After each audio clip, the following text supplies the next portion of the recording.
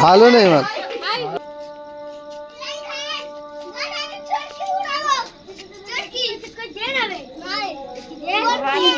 জ্বলবে না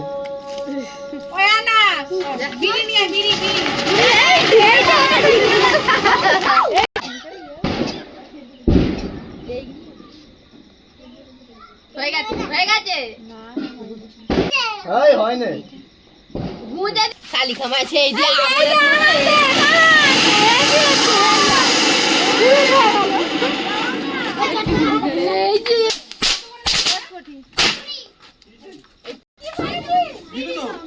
মোমবাতি